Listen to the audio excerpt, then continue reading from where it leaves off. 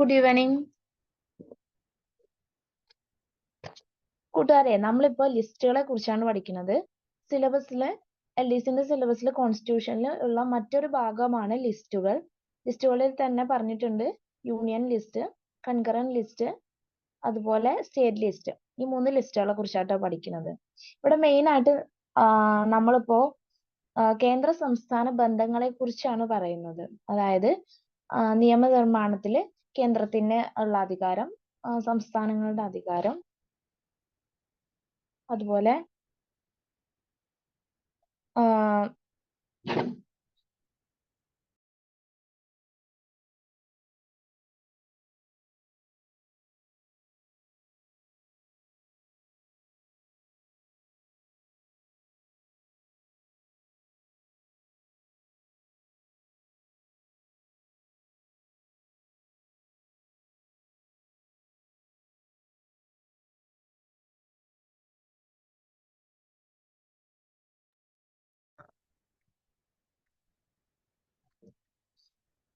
ലിസ്റ്റുകളിൽ നമുക്കൊരു ഇൻട്രൊഡക്ഷൻ കൊടുക്കാം. കേന്ദ്ര സംസ്ഥാന ബന്ധങ്ങളെ കുറിച്ച് പറയുന്ന ഭാഗമാണ് ഭാഗം 11. അതിൽ തന്നെ 245 മുതൽ 263 വരെയുള്ള വകുപ്പിലാണ് കേന്ദ്ര സംസ്ഥാന ബന്ധങ്ങളെ കുറിച്ച് പറയുന്നത്. ഈ കേന്ദ്ര സംസ്ഥാന ബന്ധങ്ങളെ കുറിച്ച് പഠിക്കാൻ വേണ്ടിയിട്ട് ഇന്ദിരാഗാന്ധി സർക്കാർ ഒരു കമ്മീഷനെ നിയമിച്ചിട്ടുണ്ട്. ആ കമ്മീഷന്റെ പേരാണ് സർക്കാരിയ കമ്മീഷൻ. 1983 കേട്ടോ സർക്കാരിയ കമ്മീഷൻ. ഇനി നമുക്ക് ലിസ്റ്റിലേക്ക് വരാം. ലിസ്റ്റിനെ കുറിച്ച് പ്രതിപാദിക്കുന്ന പട്ടിക അഥവാ ഷെഡ്യൂൾ എന്ന് പറയുന്നത് ഷെഡ്യൂൾ 7 ആണ്. ഷെഡ്യൂൾ 7 ലിസ്റ്റ് എല്ല തിരിച്ചിട്ടാൽ 7. അപ്പൊ അങ്ങനെ ഓർത്ത് വെക്കുക കേട്ടോ. വകുപ്പ് 246. വകുപ്പ് 246 ഷെഡ്യൂൾ 7 വകുപ്പാണ് 246. അതിലാണ് ലിസ്റ്റുകളെ കുറിച്ച് പറയുന്നത്. 246 എങ്ങനെ 2, 4, 6 2 കൂടി അങ്ങനെ വരുന്നത്, അങ്ങനെ ഓർത്താൽ മതി കേട്ടോ. ഇനി ലിസ്റ്റുകൾ 3 തരത്തിലുണ്ട്. യൂണിയൻ ലിസ്റ്റ് ഉണ്ട്, സ്റ്റേറ്റ് ലിസ്റ്റ് ഉണ്ട്, കൺകറന്റ് ലിസ്റ്റ് ഉണ്ട്. ഇതിനു പുറമെ റെസിഡ്യൂറി പവേഴ്സും ഉണ്ട്. അതായത് ഇതിലൊന്നും പെടാത്ത കുറച്ച് കാര്യങ്ങൾ അവശിഷ്ടാധികാരത്തിലും ഉൾപ്പെടുത്തിയിട്ടുണ്ട്. ഓക്കെ അല്ലേ? നമ്മൾ എന്താ പറഞ്ഞത്? കേന്ദ്ര സംസ്ഥാന ബന്ധങ്ങളെ കുറിച്ച് പറയുന്ന ഭാഗം 11, വകുപ്പ് 245 മുതൽ 263 വരെ.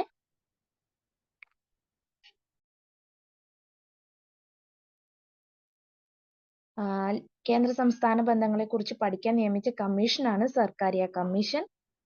ആ സമയത്ത് പ്രധാനമന്ത്രി ഇന്ദിരാഗാന്ധി 1983 സർക്കാരിയ കമ്മീഷനെ നിയമിച്ചത്. ലിസ്റ്റിനെ കുറിച്ച് പ്രതിപാദിക്കുന്ന പട്ടിക അഥവാ ഷെഡ്യൂൾ എന്ന് പറയുന്നത് 7, വകുപ്പ് 246. 3 തരം ലിസ്റ്റുകളുണ്ട്: union list, state list, concurrent list. ഈ 3 ലിസ്റ്റുകളിലും എന്താ പറയുന്നതെന്നും എത്ര വിഷയങ്ങൾ ഉണ്ടെന്നും അതിൽ വരുന്ന മുഴുവൻ വിഷയങ്ങളല്ല, പ്രാധാന്യമുള്ള വിഷയങ്ങളെ കുറിച്ചാണ് നമ്മൾ ഇന്ന് ചർച്ച ചെയ്യാൻ പോകുന്നത്. അതായത് നമ്മുടെ ഭരണകൂടം, ലോകത്ത് ഭരണകൂടം എന്ന് പറയുന്നത് 2 തരത്തിലാണ്. അതായത് കേന്ദ്രത്തിൽ മാത്രം കേന്ദ്രീകരിച്ചിട്ടില്ല, എല്ലാ ഭരണവും അതിന്റെ അധികാരം ഒന്നിൽ മാത്രം കേന്ദ്രീകരിച്ച് ഏകാത്മ സ്വഭാവമുള്ള രീതി, അതായത് യൂണിറ്ററി. അത് യൂണിറ്ററി ഫെഡറൽ സിസ്റ്റം. അല്ലാത്തത് ഫെഡറൽ സിസ്റ്റം. അതായത് ഭരണകൂടത്തിൽ തന്നെ ഒന്നിലധികം കാര്യങ്ങൾക്ക് ഭരണഘടന പ്രാധാന്യം നൽകുക.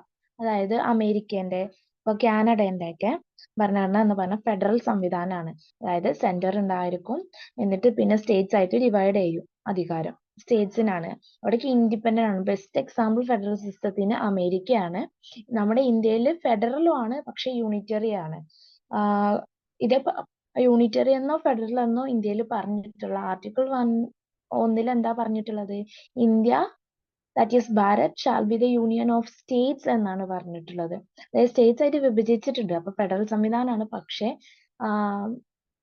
മെയിൻ ആയിട്ട് അധികാരം കേന്ദ്രീകരിച്ചിരിക്കുന്നത് സെൻട്രലാണ്. അങ്ങനെ വെച്ച് നോക്കുമ്പോൾ യൂണിറ്ററി ആണ്. മനസ്സിലായോ?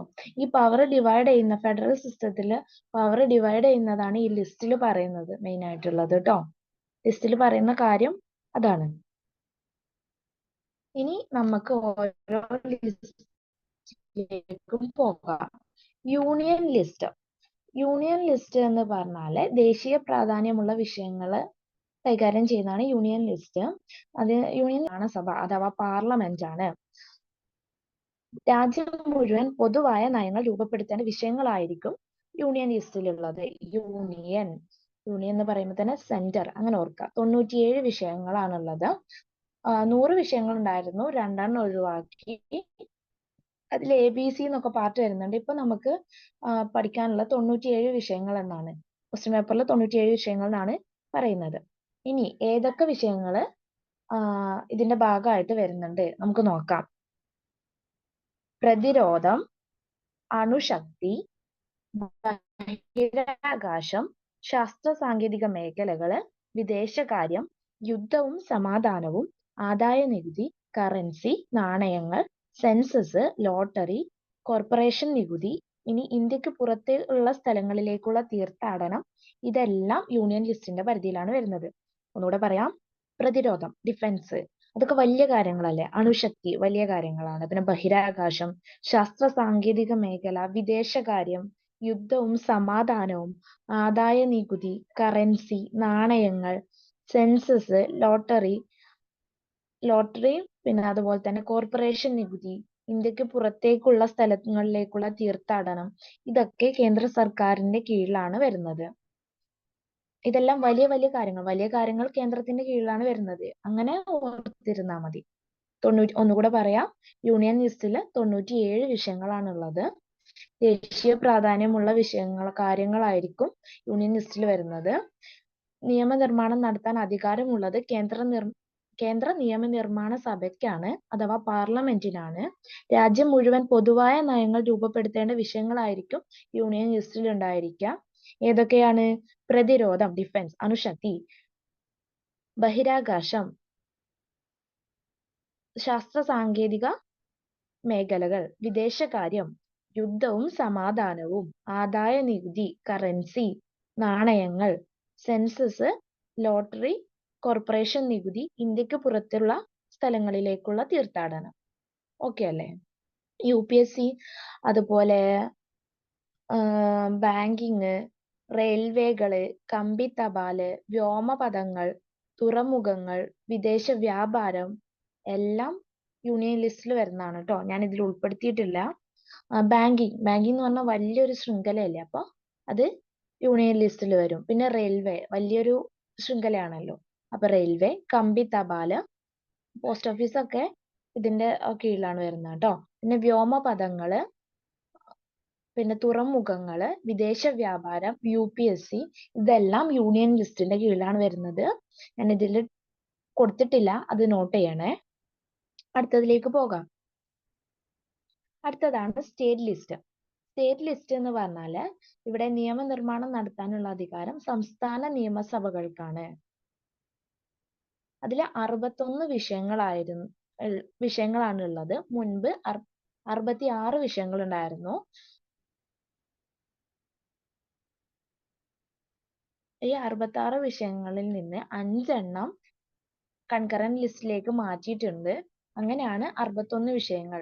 61 വിഷയം 5 എണ്ണം കൂടി ഉണ്ടായിരുന്നു, അത് കൺകറന്റ് ലിസ്റ്റിലാണ് ഇപ്പോൾ ഉള്ളത്. മനസ്സിലായോ? അതായത് 1976 42-ാം ഭേദഗതിയിലൂടെ 5 എണ്ണം കൺകറന്റ് ലിസ്റ്റിലേക്ക് കൊടുക്കുകയാണ് ചെയ്തത്. അത് മാറ്റി. എന്നാ മാറ്റിയത്? 1976 42-ാം ഭേദഗതി പ്രകാരം സ്റ്റേറ്റ് ലിസ്റ്റിൽ നിന്നും 5 വിഷയങ്ങൾ കൺകറന്റ് ലിസ്റ്റിലേക്ക് മാറ്റി. ആ 5 വിഷയങ്ങളെ കുറിച്ച് നമുക്ക് പറയാം.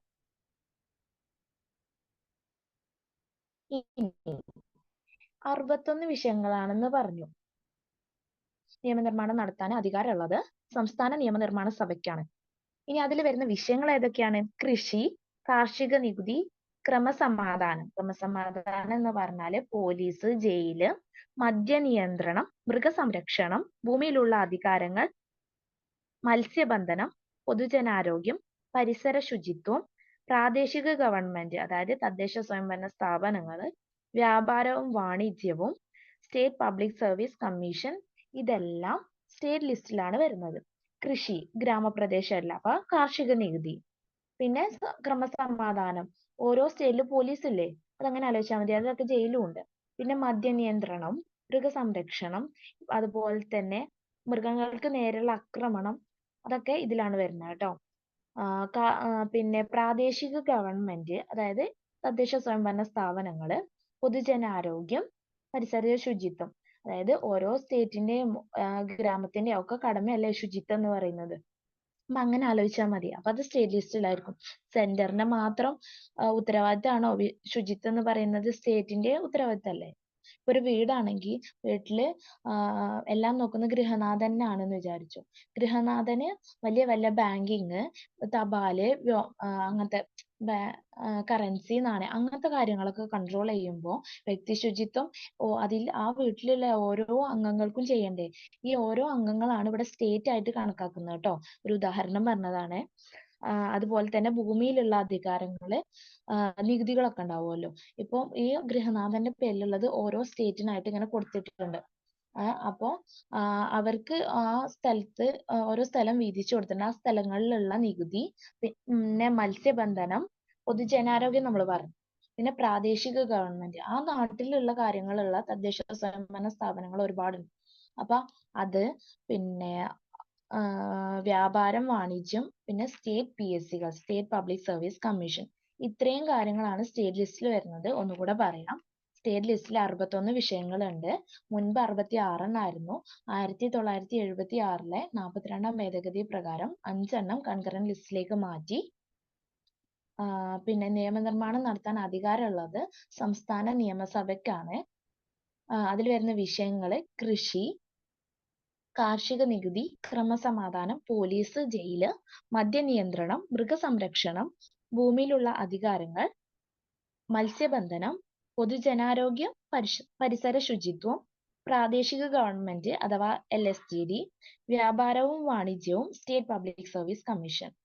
ഓക്കെ അല്ലേ? അടുത്തത് കൺകറന്റ് ലിസ്റ്റ്. കൺകറന്റ് ലിസ്റ്റില് മുൻപ് 47 എണ്ണമായിരുന്നു. ഇപ്പോ 5 എണ്ണം കൂടി 42ാം ഭേദഗതിയിലൂടെ കിട്ടിയിട്ടുണ്ട്. അപ്പം മൊത്തം 52 വിഷയങ്ങളാണ് കൺകറന്റ് ലിസ്റ്റിൽ ഉള്ളത്. കൺകറന്റ് ലിസ്റ്റ് എന്ന ആശയം ഇന്ത്യ കടമെടുത്തത് ഓസ്ട്രേലിയൻ ഭരണഘടനയിൽ നിന്നാണ്. നിയമനിർമ്മാണം നടത്താൻ കേന്ദ്ര സർക്കാരിനും പറ്റും, സംസ്ഥാന സർക്കാരിനും പറ്റും. അതായത് രണ്ടുപേരും ചേർന്നിട്ട് കൺകറന്റ് രണ്ട് ഇതുണ്ടല്ലോ, കണ്ണും കറന്റും, അപ്പൊ രണ്ട് കാര്യങ്ങൾ. അതായത് ജസ്റ്റ് ഓർത്തെടുക്കാൻ വേണ്ടി മാത്രം പറയുന്ന കേട്ടോ, ആ ഒരു സെൻസിൽ എടുത്താൽ മതി. രണ്ടുപേർക്കും നിയമനിർമ്മാണം നടത്താൻ പറ്റും. കേന്ദ്രത്തിനും പറ്റും, അതുപോലെ തന്നെ സംസ്ഥാനത്തിനും പറ്റും. മുൻപ് 47 വിഷയമായിരുന്നു, 5 എണ്ണം ഇതിലേക്ക് മാറ്റി സ്റ്റേറ്റ് ലിസ്റ്റിൽ നിന്നും. അങ്ങനെ 52 വിഷയങ്ങളാണ് ഉള്ളത്. ആശയം എവിടെ നിന്നാണ്? ഓസ്ട്രേലിയൻ ഭരണഘടനയിൽ നിന്നാണ്. ഇനി അതിലുള്ള വിഷയങ്ങൾ എന്തൊക്കെയാണെന്ന് നോക്കാം. വിദ്യാഭ്യാസം, കൃഷിഭൂമി ഒഴികെയുള്ള സ്വത്തുക്കളുടെ കൈമാറ്റം. നമ്മൾ പറഞ്ഞു കൃഷിഭൂമി എന്ന് പറയുന്നത് സ്റ്റേറ്റ് ലിസ്റ്റിലാണ് വരുന്നത്. പിന്നെ വനങ്ങള്, മായം ചേർക്കൽ, വിവാഹം, വിവാഹമോചനം, അതായത് രണ്ടുപേര് വേണ്ടേ വിവാഹത്തിന് രണ്ടുപേര് വേണ്ടേ, അപ്പൊ അങ്ങനെ ആലോചിച്ചാൽ മതി. കേന്ദ്ര സംസ്ഥാന രണ്ടിനും പറ്റും നിയമം നിർമ്മിക്കുക. വിവാഹം, വിവാഹമോചനം, ദത്തെടുക്കലും പിന്തുടർച്ചയും. അതായത് ദത്തെടുക്കണമെങ്കിൽ പാരന്റ്സ് വേണമല്ലോ, പാരന്റ്സ് എന്ന് പറഞ്ഞാൽ രണ്ടുപേരല്ലേ.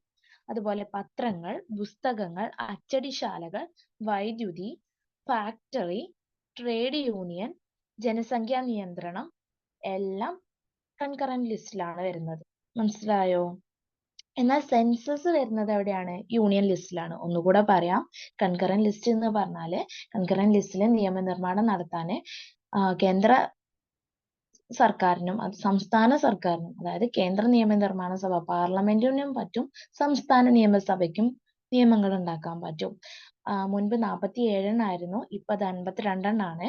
5 എണ്ണം സ്റ്റേറ്റ് ലിസ്റ്റിൽ നിന്ന് കൺകറന്റ് ലിസ്റ്റിലേക്ക് 42ാം ഭേദഗതി പ്രകാരം മാറ്റിയതാണ്.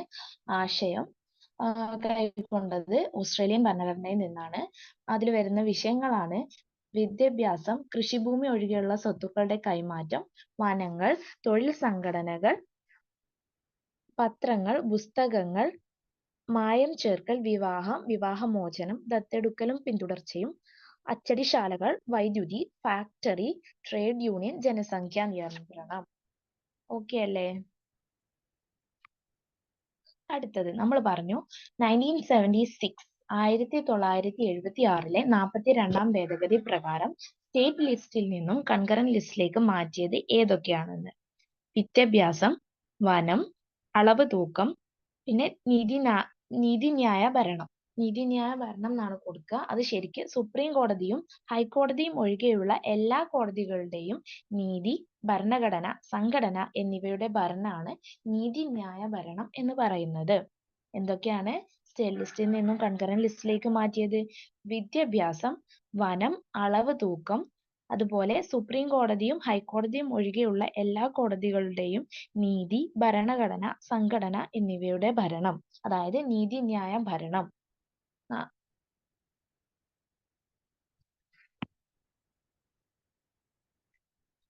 ഇതില് ഒരു കാര്യം കൂടി ഉണ്ട്, അതായത് അഞ്ചാമത്തത് വന്യജീവി സംരക്ഷണം ഉണ്ട് കേട്ടോ.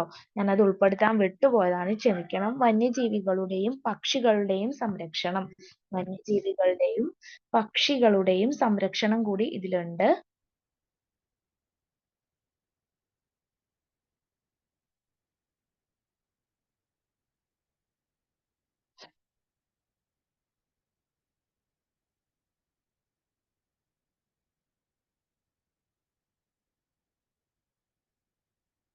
വന്യജീവികളുടെയും പക്ഷികളുടെയും കൂടി സംരക്ഷണം ഇതിൽ പറയുന്നുണ്ട് കേട്ടോ.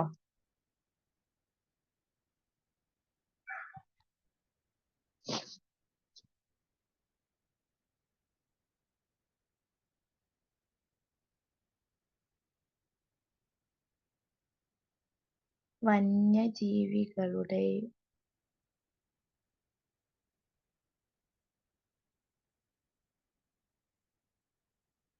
വന്യജീവികളുടെയും പക്ഷികളുടെയും സംരക്ഷണം കൂടിയിട്ട് പറയുന്നുണ്ട്.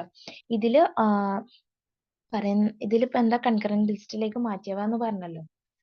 എന്തൊക്കെയായിരുന്നു കൺകറന്റ് ലിസ്റ്റിലേക്ക് മാറ്റിയത്? വിദ്യാഭ്യാസം, വനം, അളവ് തൂക്കം, സുപ്രീം കോടതിയും ഹൈക്കോടതിയും ഒഴികെയുള്ള എല്ലാ കോടതികളുടെയും നീതി, ഭരണഘടന, സംഘടന എന്നിവയുടെ ഭരണം, വന്യജീവികൾ, പക്ഷികൾ എന്നിവയുടെ സംരക്ഷണം. ഇങ്ങനെ 5 കാര്യങ്ങളാണ് ഉള്ളത്.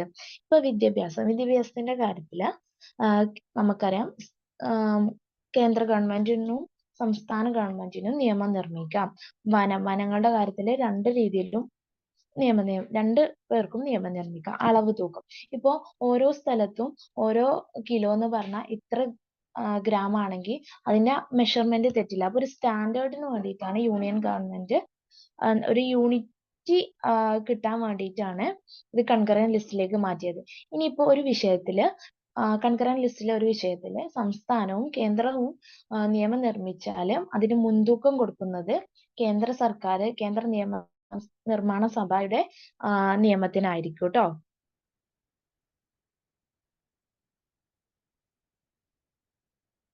മനസ്സിലായോ?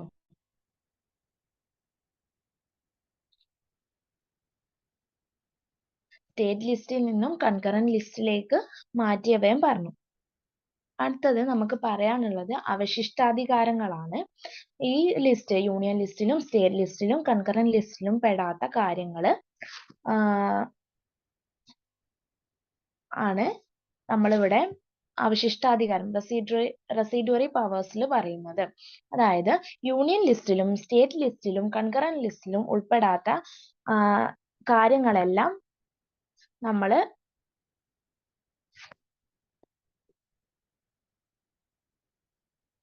എന്ത് ചെയ്യുന്നു? കൺകറന്റ് ലിസ്റ്റിൽ നിന്നും യൂണിയൻ ലിസ്റ്റിലും സ്റ്റേറ്റ് ലിസ്റ്റിലും പറയാത്ത കാര്യങ്ങളെല്ലാം നമ്മൾ എന്ത് ചെയ്യുന്നു? അവശിഷ്ടാധികാരങ്ങൾ എന്ന് പറഞ്ഞിട്ട് കൊടുത്തിട്ടുണ്ട്.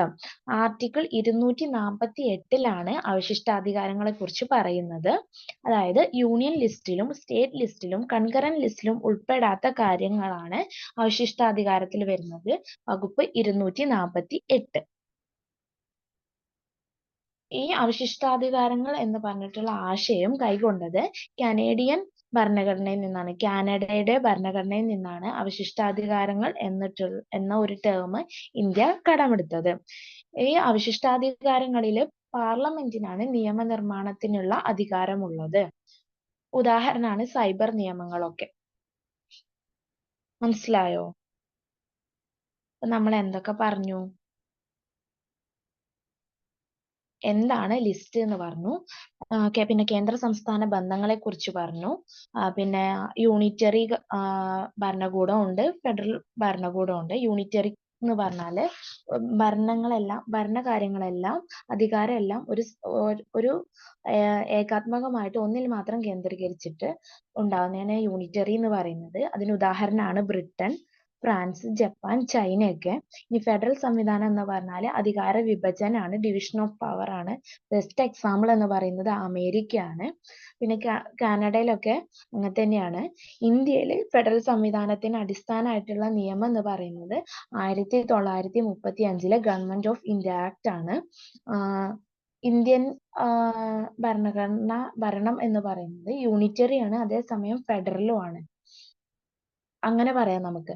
എന്നാൽ അത് ഭരണഘടനയിൽ എവിടെയും പറഞ്ഞിട്ടില്ല യൂണിറ്ററി ആണെന്നോ ഫെഡറൽ ആണെന്നോ പറഞ്ഞിട്ടില്ല. ഇന്ത്യയിൽ സെന്റർ ഉണ്ട്, സ്റ്റേറ്റ്സ് ഉണ്ട്. പക്ഷേ അൾട്ടിമേറ്റ് ആയിട്ട് ഒരു അധികാരം എന്ന് പറയുന്നത് സെന്ററിന് തന്നെയാണ്. അമേരിക്കത്തെ പോലെ ഓരോ സ്റ്റേറ്റിനും ഡിഫറെന്റ് ആയിട്ടുള്ള ഭരണം ഇല്ല. അവർക്ക് ഇൻഡിപെൻഡന്റ് ആയിട്ടുള്ള ഭരണം ഉണ്ട്. പക്ഷേ നമ്മുടെ ഇന്ത്യയിൽ എന്ന് പറഞ്ഞാൽ അൾട്ടിമേറ്റ് ആയിട്ടും സെന്ററിന് കീഴിലാണ് വരുന്നത്. ഇനി യൂണിയൻ ലിസ്റ്റ് എന്ന് പറഞ്ഞാൽ കേന്ദ്രമാണ്, പാർലമെന്റ് ആണ് നിയമനിർമ്മാണം നടത്തുന്നത്. 97 വിഷയങ്ങളുണ്ട്. ദേശീയ പ്രാധാന്യ വിഷയങ്ങളായിരിക്കും. പ്രതിരോധം, അണുശക്തി, വിദേശകാര്യം, യുദ്ധം, ആദായ നികുതി, കറൻസി, നാണയങ്ങള്, പിന്നെ ഇന്ത്യക്ക് പുറത്തുള്ള തീർത്ഥാടനം. ഇനി ഇന്ത്യക്ക് അകത്തുള്ള തീർത്ഥാടനം ആണെങ്കിൽ സ്റ്റേറ്റുകൾക്കിടയിലാണെങ്കിലൊക്കെ അത് വരെ സ്റ്റേറ്റ് ലിസ്റ്റിലാണ് വരുന്നത് കേട്ടോ. ഇന്ത്യക്ക് അകത്തുള്ളത് സ്റ്റേറ്റ് ലിസ്റ്റിൽ വരും. ഇന്ത്യക്ക് പുറത്തേക്കുള്ളത് തീർത്ഥാടനമൊക്കെ യൂണിയൻ ലിസ്റ്റിലാണ് വരിക.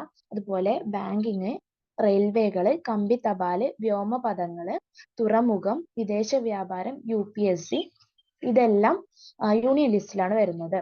അടുത്തത് സ്റ്റേറ്റ് ലിസ്റ്റ്. സ്റ്റേറ്റ് ലിസ്റ്റിൽ 61 വിഷയങ്ങളാണുള്ളത്. നിയമനിർമ്മാണം സംസ്ഥാന നിയമസഭ ആണ് നടത്തുന്നത്. കൃഷി, കാർഷിക നികുതി, ക്രമസമാധാനം, മദ്യനിയന്ത്രണം, മൃഗസംരക്ഷണം, ഭൂമിയിലുള്ള അധികാരങ്ങൾ, മത്സ്യബന്ധനം, പൊതുജനാരോഗ്യം, പരിസര ശുചിത്വം, പ്രാദേശിക ഗവൺമെന്റ്, വ്യാപാരവും വാണിജ്യവും, സ്റ്റേറ്റ് പബ്ലിക് സർവീസ് കമ്മീഷൻ, ഇതെല്ലാം സ്റ്റേറ്റ് ലിസ്റ്റിലാണ് വരുന്നത്. സ്റ്റേറ്റ് ലിസ്റ്റിൽ 66 വിഷയങ്ങൾ ഉണ്ടായിരുന്നു. 5 വിഷയങ്ങൾ കൺകറന്റ് ലിസ്റ്റിലേക്ക് മാറ്റി. ഇതിൽ ഒരു വിഷയം ഞാൻ കൊടുക്കാൻ വിട്ടുപോയിട്ടുണ്ട്. അതായത് വന്യജീവികളുടെയും പക്ഷികളുടെയും സംരക്ഷണം. അതാണ് ടൈപ്പ് ചെയ്യാൻ മറന്നുപോയതാണ്, ക്ഷമിക്കണം. നിങ്ങളൊന്ന് എഴുതിയെടുക്കണേ. വിദ്യാഭ്യാസം, വനം, അളവ് തൂക്കം, സുപ്രീം കോടതിയും ഹൈക്കോടതിയും ഒഴികെയുള്ള എല്ലാ കോടതികളുടെയും നീതി, ഭരണഘടന, സംഘടന എന്നിവയുടെ ഭരണം. അതായത് നീതിന്യായ ഭരണം. ഈ 5 കാര്യങ്ങളാണ്. 5ാമത്തെ കാര്യമാണ് പറഞ്ഞത് വന്യജീവികളുടെയും പക്ഷികളുടെയും സംരക്ഷണം. ഈ 5 കാര്യങ്ങളാണ് സ്റ്റേറ്റ് ലിസ്റ്റിൽ നിന്നും കൺകറന്റ് ലിസ്റ്റിലേക്ക് 1976 ഭരണഘടനാ ഭേദഗതി പ്രകാരം മാറ്റിയിട്ടുള്ളത്. 42ാം ഭരണഘടനാ ഭേദഗതി പ്രകാരം മാറ്റിയിട്ടുള്ളത്.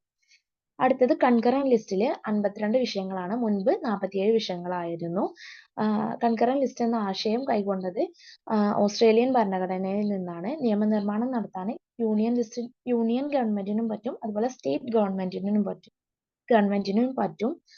അതിൽ വരുന്ന വിഷയങ്ങളാണ് വിദ്യാഭ്യാസം, കൃഷിഭൂമി ഒഴികെയുള്ള സ്വത്തുക്കളുടെ കൈമാറ്റം, തൊഴിൽ സംഘടനകൾ, മായം ചേർക്കൽ, വിവാഹവും വിവാഹമോചനവും, ദത്തെടുക്കലും പിന്തുടർച്ചയും, പത്രങ്ങൾ, പുസ്തകങ്ങൾ, അച്ചടിശാലകൾ, ജനസംഖ്യാ നിയന്ത്രണം. ഇനി സെൻസസ് ആണെങ്കിൽ അത് യൂണിയൻ ലിസ്റ്റ് ആണ്. വൈദ്യുതി, ഫാക്ടറി, ട്രേഡ് യൂണിയൻ, ഇതെല്ലാം കൺകറന്റ് ലിസ്റ്റിലാണ് വരുന്നത്. ഇവിടെ സ്റ്റേറ്റും സെന്ററും ഒരു നിയമം നിർമ്മിച്ചാൽ അതിൽ നിയമം എടുക്കുക സെൻട്രൽ ഗവൺമെന്റിന്റെ ആയിരിക്കും കേട്ടോ. പിന്നെ നമ്മൾ പറഞ്ഞു യൂണിയൻ ലിസ്റ്റിലും കൺകറന്റ് ലിസ്റ്റിലും അതുപോലെ സ്റ്റേറ്റ് ലിസ്റ്റിലും പെടാത്ത കാര്യങ്ങളെ അവശിഷ്ടാധികാരങ്ങൾ എന്ന് പറഞ്ഞിട്ട് ഒരു പ്രത്യേക വകുപ്പ് നൽകിയിട്ടുണ്ട്. ആ വകുപ്പാണ് 248.